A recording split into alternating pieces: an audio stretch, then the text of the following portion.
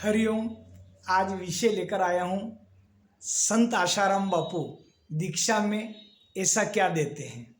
दोस्तों, कई के प्रश्न रहते हैं कि यार फलाने ने आशाराम बापू जी को गुरु बनाया या दीक्षा ली और उसके बाद तो इसके भाग्य बदल गए। या आपने बहुत सारे को सुना होगा कि दीक्षा लेने के बाद एक चमत्कारिक ढंग से एक के बाद एक उनको सफलता मिलती गई। तो क्या दीक्षा लेने के बाद ही गाड़ी आगे बढ़ती है या दीक्षा लेने से सर्व कार्य सिद्ध होते हैं? दोस्तों, आइए इसके ऊपर मैंने बहुत गहराई से अध्ययन किया है कि जिन लोगों ने दीक्षा ली है और जिन लोगों ने नहीं ली, क्या अंतर है, ये इस वीडियो में आपको मालूम पड़ेगा। कम मेहनत से कैसे गुरु भाग्य खुल जाता है वो इस वीडियो में मैंने आपको बताया, और दीक्षा लेने के बाद सर्व कार्य सिद्ध कैसे होते हैं वो आपको इस वीडियो में मैं बताऊंगा। मंत्र की शक्ति क्या कार्य करती है दोस्तों, वो इस वीडियो में मैं आपको बताऊंगा। इसके अलावा गुरुदेव के दीक्षित साधक रविवारी सप्तमी, बुधवारी अष्टमी, होली का जागरण, दीपावली पर लक्ष्मी पूजन का महत्व, महाशिवरात्रि का जागरण, ये इस वीडियो में मैं आपको बताऊंगा। इसके अलावा बापूजी ने कैसे उपनिषद वेद का अध्ययन साधकों को सत्संग के माध्यम से दिया, बापूजी ने अष्टावक्र गीता का कैसे महत्व बताया, योग वशिष्ठ महारामायण का महत्व कैसे बापू ने दिया, और बहुत कुछ अमावस्या पूर्णिमा पर साधन भजन से जब से कैसे साधक उन्नत हो सकते हैं और किन तिथियों पर ब्रह्मचर्य के नियमों का पालन करना चाहिए, किन त्योहारों पर करना चाहिए, इस वीडियो के अंत तक बने रहिए। मैं हूं BL प्रजापति, मोटिवेशनल स्पीकर। तो आज हम लेकर आए हैं आशाराम बापू जी दीक्षा में ऐसा क्या देते हैं। दोस्तों, कई के प्रश्न ये रहता है कि मैं फलाने महाराज से दीक्षा ले लूं, मैं उनसे ले लूं, मैं उनसे ले लूं, या जो बहुत सारे निगूरे लोग हैं ये कहते हैं कि यार इन बाबाओं में ऐसा क्या रखा है, या इन बाबाओं के पास ऐसा क्या जादू है कि जो ही इनके आगे प्रधानमंत्री से लेके मतलब छोटे से छोटे नेता से लेके प्रधानमंत्री राष्ट्रपति तक इनके आगे नतमस्तक रहते हैं। तो कुछ तो इनके पास है, कुछ नहीं दोस्तों, बहुत कुछ इनके पास है, बहुत कुछ इनके पास है। तो दोस्तों, हम शुरू करते हैं। सबसे पहले जब बापूजी दीक्षा देते हैं तो उनको 1 से 2 दिन उनको बोलते हैं कि आप अपनी नाड़ी शुद्ध कीजिए। नाड़ी शुद्ध मतलब हल्का वगैरह, थोड़ा सा भोजन प्रक्रिया में सुधार कीजिए, खिचड़ी वगैरह खाइए। दीक्षा के 1 दिन पूर्व भी बापूजी कहते हैं कि खिचड़ी खाइए, मूंग की दाल वगैरह, ताकि आपका जो नाड़ी शुद्ध हो पाए। उसके बाद जब गुरुजी दीक्षा देते हैं तो पसंदी मंत्र पति पत्नी को देते हैं। जब पति पत्नी को एक ही मंत्र और एक गुरु मिलते हैं तो उनके तो पंख लग जाते हैं उड़ान के। और ऐसे हमने कई देखे हैं जो मतलब जो है जिनको 2, 4, 5 साल पहले कोई जानता नहीं था, लेकिन दीक्षा के बाद जब उनको एक ही मंत्र मिला और वो गुरु के बताए हुए सिद्धांत पे चले तो मालूम पड़ी कि जिनका 2 वक्त के खाना जुगाड़ करने में भी बड़ा पसीना आता था, किसी के घर 1 वक्त का चूल्हा जलता था, किसी के पास ढंग से कपड़े नहीं थे पहनने के लिए, किसी के पास उधार का मतलब कर्जा चढ़ा हुआ था। लेकिन देखने में ये आया कि 2 से 3 साल के बाद दीक्षा और मंत्र जप का ऐसा प्रभाव पड़ा गुरुदेव की कृपा से कि वो देने वाले हो गए, मांगीलाल से देवीलाल बन गए हो। यानी कि मांगीलाल यानी जो मांगता ही फिरता है, देवीलाल यानी जो देता ही रहता है। तो कई साधक देवीलाल बन गए मांगीलाल से। तो दोस्तों, ये सही बात है। बापूजी जब भी मंत्र देते हैं अपना पसंदी मंत्र देते हैं, और फिर LKG UKG में जैसे सिखाया जाता है अनार का, आम का, ऐसे बापूजी मंत्र के बारे में, मंत्र की गहराई क्या है, इस मंत्र का क्या फायदा है, कौन सा मंत्र कौन सी तिथि को ज़्यादा जपोगे तो वो ज़्यादा असर करेगा, बापूजी ऐसा LKG UKG वाला जो ज्ञान स्टार्टिंग नए साधकों को कहते हैं कि अभी आप 5 माला करिए, फिर धीरे धीरे बापू कहते हैं कि 10 माला करिए, फिर 11 करिए, 12 करिए, इस टाइप से कहते कहते 20-25 करते हैं। फिर बापूजी बोले कि पहले स्लो जप करें, फिर धीरे धीरे उसका अलग करें, दीर्घ जप, ये वो वगैरह बापूजी ऐसा सब जपने की विधि बताते हैं। तो जब बापूजी मंत्र की व्याख्या करके साधकों को बता देते हैं तो उसके अनुसार उनकी लौकिक उन्नति और आध्यात्मिक उन्नति दोनों हो जाती है। बापूजी बताते हैं कि लगातार जपने से क्या फायदा होता है। जैसे मशीन का जो डायनामा रहता है वो लगातार घूमता रहता है, ऊर्जा बनती रहती है, ऊर्जा बनता रहती है। बापूजी बोलते थे कि जीरो लगा के जब आप अमेरिका, ऑस्ट्रेलिया कहीं भी बात कर सकते हैं देश विदेश, तो क्या आप मंत्र जप से परमपिता परमेश्वर को याद नहीं कर सकते? मंत्र की शक्ति होती है, उस देवता को प्रकट किया जा सकता है। यदि आप जिनका मंत्र है ओम नमो भगवते वासुदेवा, देखिए ध्रुव को मिला तो ईश्वर प्रकट हो गए उनके सामने। प्रहलाद को मंत्र मिला तो आप देखिए 10-11 साल की उम्र में ईश्वर प्राप्ति हो गई उनको। ध्रुव को 5 साल में हो गई। ऐसे बापूजी कहते हैं हनुमान जी का मंत्र होता है, लक्ष्मी जी का मंत्र होता है। तो जिस देवता को आप प्रकट करना चाहें वो देवता आपके समक्ष हो सकते हैं। बापूजी मंत्र शक्ति का इतना महत्व बताते हैं। बापूजी बोलते हैं कि योग होता है, जैसे रविवारी सप्तमी, बुधवारी अष्टमी, शनिचरी अमावस्या, सूर्य ग्रहण और चंद्र ग्रहण में अगर मंत्र जपते तो उसका क्या फायदा होता है। तो हमारे गुरुदेव बोलते हैं कि सूर्य ग्रहण और चंद्र ग्रहण में एक माला यदि जपते हैं तो उसका 1000 गुना फल मिलता है। यदि हम अगर मान लिया जाए 1000 माला जपेंगे तो उसका हमको लाख गुना फल मिलेगा, ऐसा गुरुदेव कहते हैं। तो सूर्य ग्रहण और चंद्र ग्रहण का जो पीरियड होता है, जो टाइम लिमिट लगती है भारत के अंदर, उसके अंदर बापूजी के सभी साधक मौन रह के पूरी तरह से जप करके इतनी ऊर्जा ले लेते हैं, इतनी ऊर्जा लेते हैं कि मंत्र जपने के बाद वहाँ जहाँ जाते हैं उनके सर्व कार्य सिद्ध होते हैं। तो बापूजी बोलते हैं कि सूर्य ग्रहण और चंद्र ग्रहण में मंत्र को मतलब जो है प्रकट करने का अवसर है, मंत्र को एक्टिव करने का एक अवसर आपको मिलता है, मंत्र को सजीव करने का एक मौका मिलता है। आप अधिक से अधिक मंत्र जप करो और जब मंत्र आपका सिद्ध हो जाता है, जब मंत्र सूर्य ग्रहण, चंद्र ग्रहण, अष्टमी, नवमी सूर्य ग्रहण, चंद्र ग्रहण, अष्टमी, एकादशी, इन विशेष पर्वों में बापूजी बोलते हैं कि मंत्र 100 गुना 1000 गुना फल देता है। तो ये बापूजी बताते हैं। बापूजी आगे बताते हैं महाशिवरात्रि का लगातार जप करने से क्या फायदा होता है। जन्माष्टमी, श्री कृष्ण जन्माष्टमी पे जागरण करने से क्या फायदा, होली की रात का जागरण करने से क्या फायदा, और मंत्र जपा जाए तो वो मंत्र काफी प्रभावशाली रहता है और सिद्ध होते हैं। तो ऐसे गुरुदेव तिथियों पर कहते हैं। बापूजी सभी साधक जो नए जुड़े हुए रहते, पुराने तो सबका पता है कि किन तिथियों में संभोग नहीं करना चाहिए या पत्नी का समागमन नहीं करना चाहिए, स्पर्श नहीं करना चाहिए, पति पत्नी को दूर सोना चाहिए। ये तिथियां हैं।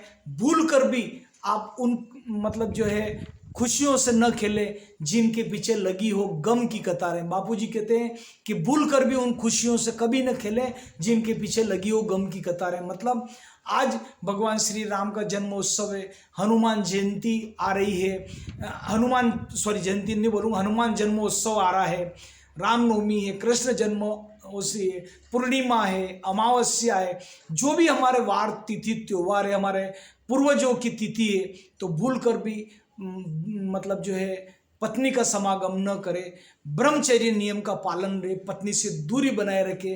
क्योंकि इन तिथियों में यदि पति पत्नी का समागम होगा, रामनवमी, कृष्ण जन्माष्टमी, शिवरात्रि, तो उस दिन आप गिर जाओगे और उसका फल आपको बुरा मिलेगा। आपकी लौकिक उन्नति का भी पतन होगा और आध्यात्मिक उन्नति का भी पतन होगा। और गलती से भी यदि गर्भावस्था उस समय नया शिशु का जन्म हो गया या पति पत्नी का उसके अंदर मतलब जो है गर्भ, ये कहना चाहिए कि नया बालक बालिका का जो जन्म का एक तरह से ये मान के चलो बीज आपने लगाया तो होगा, वो कैसा होगा आप अनुमान नहीं लगा सकते। इसलिए गुरुदेव कहते हैं कि इन तिथियों में भूल कर भी मतलब जो है संभोग नहीं करना चाहिए और न संतानों को जन्म देना चाहिए, क्योंकि इन तिथियों का पालन करना चाहिए। तो ये सभी साधक रहते हैं। तो इन तिथियों का अगर आपको देखना है, अमावस्या, पूर्णिमा, तो इन पे विशेष हिलोरे आते हैं। आप समुद्र के अंदर एक आप भर्ती देख सकते हैं विशेष प्रकार की।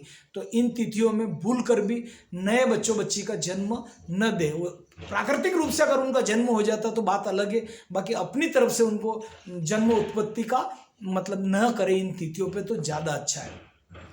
बापूजी बताते हैं बीज मंत्रों का एक अपना रहस्य है। जैसे बम बम बम शिवरात्रि के दिन 1.25 लाख मंत्र जपा जाए तो गठिया की बीमारी दूर होती है, किसी को गैस एसिडिटी होती है तो दूर हो जाती है। बम बम बम मासिक हर महीने की शिवरात्रि आती है उसको भी जप सकते हो, हर महीने की शिवरात्रि को भी जप सकते हो। इसके अलावा जो शिवरात्रि आती है रात्रि जागरण में 1.25 लाख मंत्र किया जाए बम बम बम बम तो गठिया और गैस पर विजय प्राप्त कर सकते हैं आप। तो बापूजी ये बोलते हैं। इसके अलावा बीज मंत्र है, जैसे टम टम टम टम का बोलते हैं बापूजी कि ये मंत्र जप किया जाए, इससे मतलब जो जाइंटिस्ट जो रहता है पीलिया उस पर विजय प्राप्त करी जा सकती है।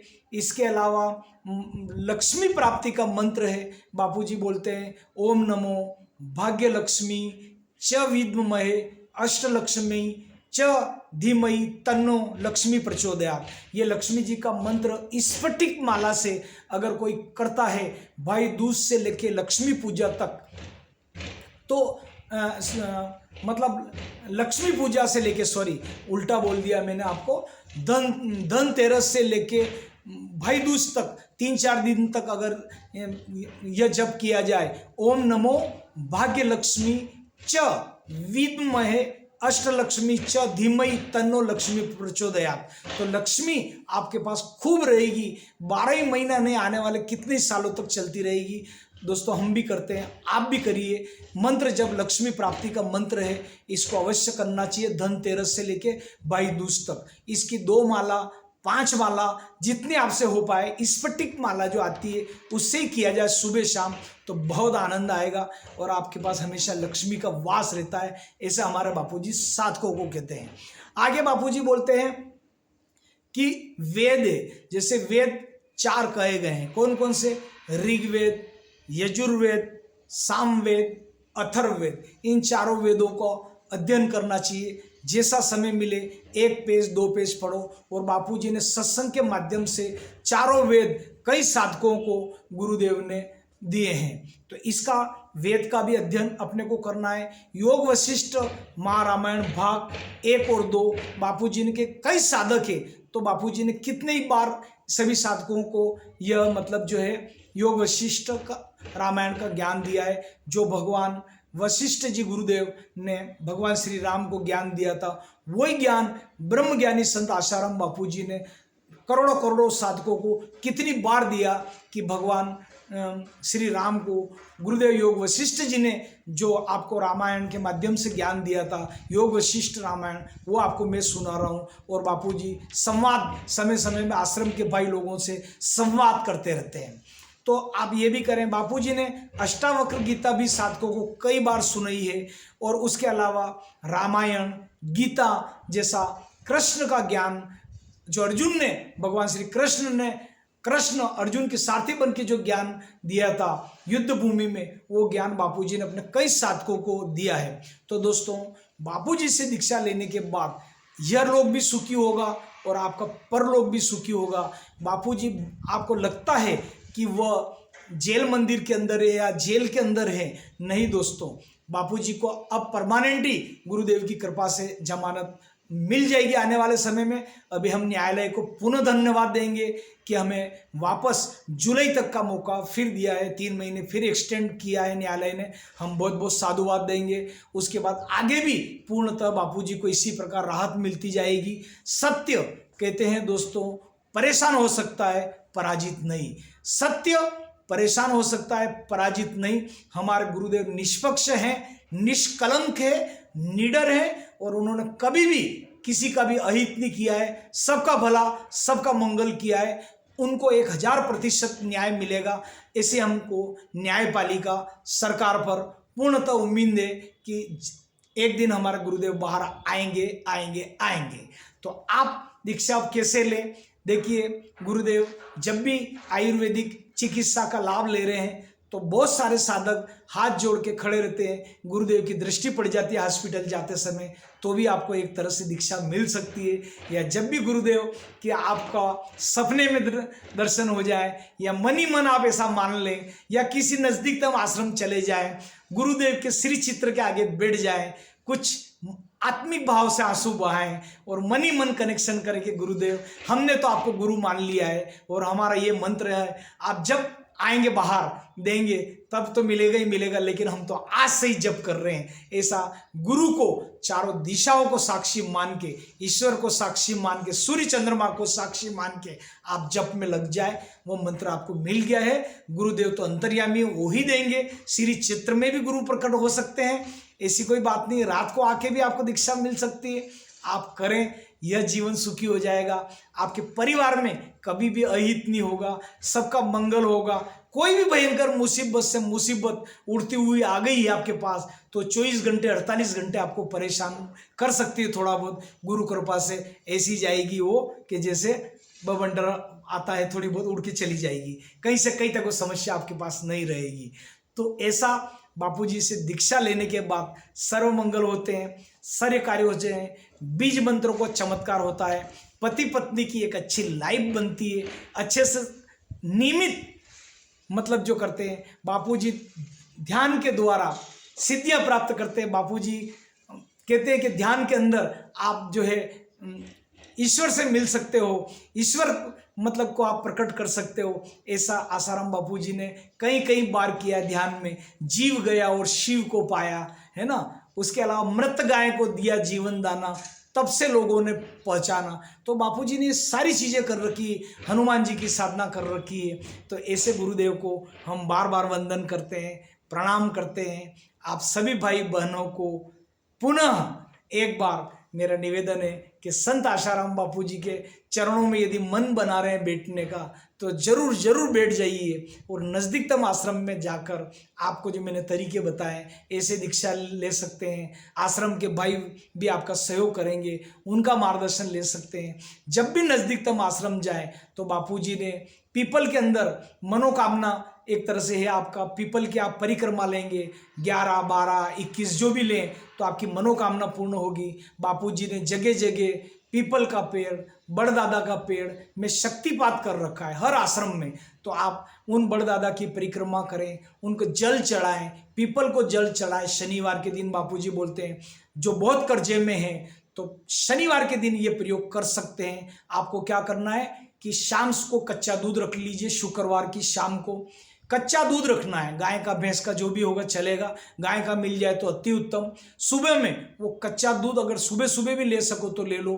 तो कच्चा दूध एक कटोरी में लेना है, उसके अंदर काले तिल डालना है। काले तिल डाल के थोड़ा गुड़ डालना है, अच्छे से हिला दीजिए चम्मच से। काले तिल गुड़ आप उसके अंदर डाल दीजिए। उसके बाद एक लोटा जल का भरिए और सुबह में कोशिश करें कि 9, 9:30 बजे के पहले पहले जितना जल्दी हो सके 7 बजे 6 बजे मतलब दिन निकल जाए 7 से 9 के बीच में, 9:30 के बीच में आप किसी भी नज़दीकतम पीपल देवता जो है पीपल के पास चले जाएं और वह जल पहले थोड़ा सा चढ़ा दे। उसके बाद जो आप एक कटोरी में कच्चा दूध गुड़ मिश्रित, जो गुड़ को डाला था गुड़ मीठा कर लिया, काला तिल डाला था, वो आप चढ़ा दीजिए। और चढ़ाते हुए जो भी आपकी कठिनाइयाँ हैं प्रार्थना करिए मनी मन कि भगवान श्री कृष्ण ने कहा था कि वृक्षों में मैं पीपल हूँ। तो हे भगवान आपका सर्व रूप है, आप सर्व दूर है। मेरी कन्या का ब्याह नहीं हो रहा, दिक्कत आ रही है, तो इस कन्या के शीघ्र आप मतलब जो है अवसर प्राप्त करिए और इसको मतलब जो है शादी का योग भगवान आपसे प्रार्थना है। बच्चे बालक की नहीं हो रही तो बालक की मनोती ले। आपको कोई ऐसी बीमारी है जो लग रही है वो मनी मन प्रार्थना करें। जो भी समस्या हो, मकान नहीं बन रहा है तो आप मकान करिए, वो आपका कर्जा भी दूर होगा। आलिंगन कीजिए, पीपल के वृक्ष जो होता है वो साक्षात भगवान का स्वरूप है, उसको आलिंगन करिए, स्पर्श करिए। और उसके बाद 11 परिक्रमा आप ओम नमो शिवाय, ओम नमो शिवाय, ओम नमो शिवाय करते 11 परिक्रमा करना है। पुनः दोनों हाथों से आपको दोनों कंधों से स्पर्श करके आपको, अगर आप दीप लाए हैं धूप बत्ती भी साथ में ले जाइए तो दीप कर दीजिए। सरसों का तेल मिल जाए तो ज़्यादा अच्छा है। और वहाँ पे पीपल देव के सबसे पहले जाके आप मतलब जो दीप प्रज्वलित करें और लास्ट में फिर आरती भी कर लीजिए। जो भी आप छोटी मोटी आरती ओम जय जगदीश की या जो भी कर सकते हैं आरती कर लीजिए और कपूर गौरव कर दीजिए। और प्रसाद ले गए हो साथ में चीनी, मिश्री, डाक जो भी हो, लास्ट में भोग लगा के पीपल देवता के भोग लगा के दंडवत प्रणाम करके वापस जाएं। आप देखिए ये लगातार कम से कम 10-12 शनिवार तक अगर आप करते हैं और कंटिन्यू करते हैं तो ज़्यादा अच्छा है। बहुत जल्दी आपका कर्जा उतरेगा, ये गुरुदेव ने कह रखा है और काफ़ी सत्संग में बापूजी ने कहा है। तो दोस्तों, बापूजी से दीक्षा लेने के बाद आपके कोई कार्य ऐसा नहीं रहे जो आपको सोचना पड़ता, बिन मांगे वहाँ पर झोलियाँ भर दी जाती है, बिन मांगे गुरु कृपा के से झोलियाँ भर जाती है। बापूजी के साधक हमेशा ऐसे ही खुश रहते हैं, तनाव रहित रहते हैं किसी भी प्रकार का, सबका भला सबका मंगल कार्य करते हैं। गर्मी में अभी जगह जगह बापूजी के साधक छाछ का वितरण करेंगे, टोपियों का वितरण करेंगे, तौलिया जो टावेल होता है उसका वितरण करेंगे, जूते चप्पल का वितरण करेंगे, शीतल शरबत जो प्लास के फूलों का बनता है उसका वितरण होगा, उसके अलावा छाछ का वितरण होगा। आप नज़दीक आश्रम में जाइए और इन सब सेवाओं का आप लाभ लें। और जगह जगह बापूजी की समितियां काम कर रही है, उसमें भी आप सेवा दे सकते हैं। चाहे नई दीक्षा ली तो जो दीक्षा ले रखी है उनके माध्यम से भी आप सेवा का मौका ढूंढ लें, क्योंकि सेवा तो कर ली जाती है। और नज़दीकतम अमावस्या पूर्णिमा आप जाए आश्रम में, 2 पल रुकें, बड़दादा की परिक्रमा करें, पीपल दादा की परिक्रमा करें, काफ़ी आपको लाभ मिलेगा। और ये जितनी भी सेवा चल रही है, चाहे शीतल जल की हो, ठंडे पानी की सेवा, शरबत सेवा, छाछ सेवा, आप तन मन धन से सेवा करें।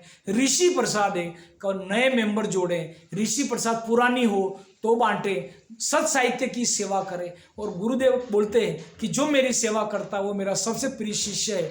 तो मैं पुनः निवेदन करूँगा कि गुरु सेवा से बढ़ के इस दुनिया में कुछ नहीं है। जहाँ आशा रामायण पाठ होता हो वहाँ पर आप जाएं, अधिक से अधिक हर गुरु सेवा को आप बढ़ चढ़ के काम करें, आपका मंगल ही मंगल होगा, सबका भला होगा। हरिओम। आप सबको वीडियो यदि अच्छा लगा हो तो इसको लाइक करें, सब्सक्राइब करें, शेयर करें। मैं BL Prajapati, motivational speaker, Ratlam Madhya Pradesh से। हरिओम।